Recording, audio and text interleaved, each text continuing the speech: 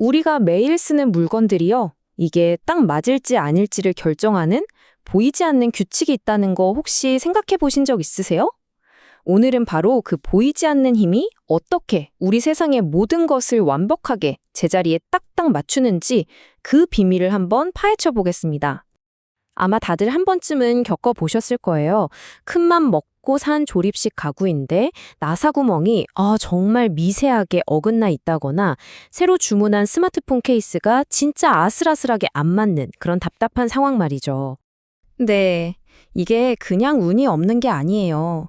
제조의 세계에서는 이런 상황을 품질 오판이라고 부르거든요.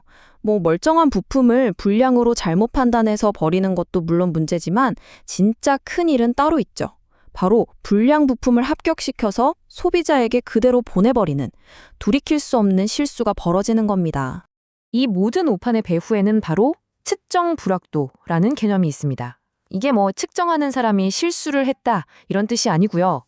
이 세상 그 어떤 완벽한 도구로도 무언가의 진짜 값을 100% 정확하게 잴 수는 없기 때문에 모든 측정 값에는 어쩔 수 없이 아주 작은 의심의 범위가 따라붙는다는 거의 물리법칙에 가까운 이야기입니다.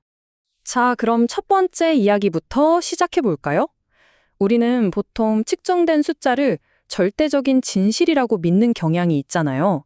하지만 사실 그 숫자는 일종의 신기루와 같습니다. 왜 그런 건지 그 속을 한번 들여다보겠습니다. 바로 이 그림이 핵심을 보여주는데요. 우리가 어떤 부품을 측정해서 정확히 10.00mm라는 값을 얻었다고 해보죠. 이게 무슨 뜻이냐면 그 부품의 실제 값은 10.00mm일 수도 있지만 사실은 9.99에서 10.01mm 사이에 어딘가에 있을 확률이 아주 높다는 겁니다. 바로 이 작고 안개 같은 범위가 측정 불확도인 거죠. 이 작은 안개를 그냥 무시하면 정말 최악의 결과 두 가지가 기다립니다. 첫째, 거짓 합격. 그러니까 불량품이 정상이라는 가면을 쓰고 시장에 풀려서 결국 소비자의 신뢰를 무너뜨리는 거죠. 그리고 둘째, 거짓 불합격. 이건 멀쩡한 부품을 불량으로 오해해서 버리는 거니까 그대로 돈을 태워버리는 거나 마찬가지입니다. 자, 이제 문제가 뭔지는 확실해졌습니다. 모든 측정에는 의심의 여지가 있고 이걸 그냥 내버려두면 큰일이 난다. 그렇다면 전 세계의 수많은 공장들은 이 보이지 않는 적, 불확도와 과연 어떻게 싸우고 있을까요? 이제 이 이야기의 영웅을 소개해드릴 시간입니다. 두 번째 섹션, 오늘의 주인공은 바로 4대1 규칙입니다. 이 간단하면서도 아주 강력한 원칙이 정밀도를 지키는 영웅의 역할을 하는데요.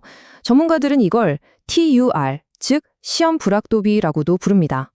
바로 이 숫자입니다. 4대 1. 어때요? 아주 단순하죠?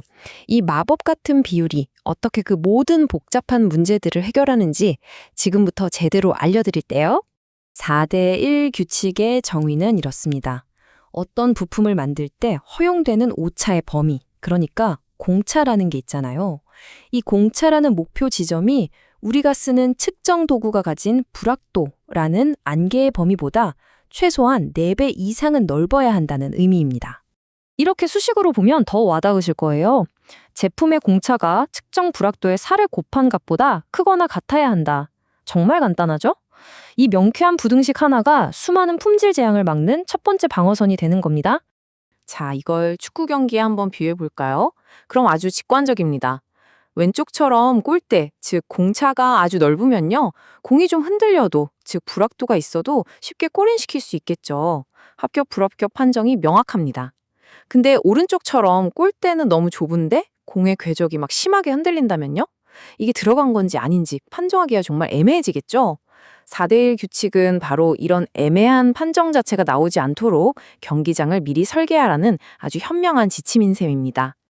자, 규칙을 알았으니까 이제 현실에 적용을 해봐야겠죠? 똑똑한 제조사들은 모든 측정 도구를 그냥 막 쓰지 않습니다.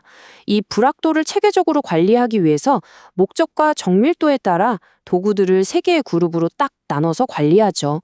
보통 이렇게 A, B, C 3개의 도구 상자가 있다고 생각하시면 쉬워요. A군은 현장에서 매일 쓰는 평범한 일꾼이고요. B군은 까다로운 표면을 다루는 스페셜리스트, 그리고 C군은 모든 논쟁을 끝내는 최종 대법원 같은 존재입니다. 각 그룹은 불확도라는 적과 싸우는 방식이 완전히 다릅니다. 여기서 아주 흥미로운 그룹이 바로 이 B군, 스페셜리스트입니다. 페인트 두께나 제품의 광택처럼 재는 위치나 각도에 따라서 값이 미세하게 막 변하는 것들을 측정하거든요. 그래서 이 도구들은 규칙상 절대로 단 한 번만 측정해서는 안 됩니다. 이 스페셜리스트들은 절사평균이라는 아주 영리한 방법을 쓰는데요. 같은 지점을 5번 측정한 뒤에 혹시 있을지 모를 극단적인 값, 그러니까 가장 큰 값이랑 가장 작은 값을 하나씩 버립니다. 그리고 가장 안정적인 중간값 3개만 가지고 평균을 내는 거죠. 왜 이렇게까지 할까요? 바로 순간적인 먼지나 표면의 흠집 같은 잡음을 걸러내고 데이터의 신뢰도를 확 높이기 위해서입니다. 그럼 나머지 A군과 C군은 어떤 관계일까요? 현장의 일꾼인 A군 도구들은요, 무조건 4대1 규칙을 통과해야만 측정이 허락됩니다. 만약 부품의 공차가 너무 정밀해서 이 규칙을 만족시킬 수 없다? 그럼 작업자는 고민할 필요가 전혀 없습니다. 그냥 측정을 멈추고 그 부품을 대법원인 C군, 즉 추정밀 측정실로 보내면 끝. 아주 명확한 의사결정 체계인 거죠. 자, 그럼 이런 체계가 실제 공장 바닥에서는 어떻게 작동하는 걸까요? 작업자들이 이 모든 이론을 다 외우고 다닐 수는 없잖아요. 그래서 모든 것이 아주 간단하고 명확한 지침, 일종의 치트키처럼 만들어져 있습니다. 바로 이런 현장 참조 카드를 쓰는 겁니다. 이건 현장에서 가장 흔하게 쓰는 디지털 캘리퍼스의 카드인데요.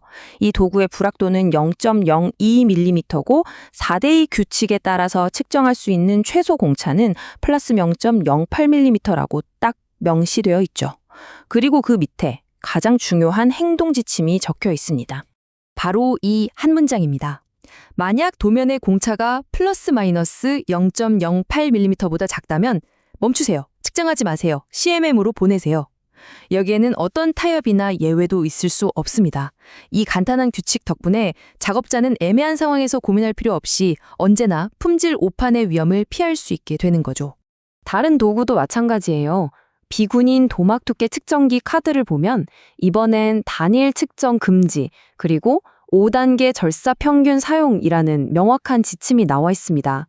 이처럼 각 도구의 특성과 역할에 맞춰서 규칙이 체계적으로 적용되는 걸 볼 수 있습니다. 지금까지 꽤 기술적인 내용을 깊게 들여다봤는데요. 마지막으로 이 모든 노력이 우리의 삶과 왜 그렇게 깊은 관련이 있는지 이야기하면서 한번 정리해 보겠습니다. 이 보이지 않는 규칙을 지키려는 노력의 최종 수혜자는 결국 바로 우리 모두입니다. 부품이 더 정교하게 맞물리니까 제품은 더 오래가고 더 안전해지죠.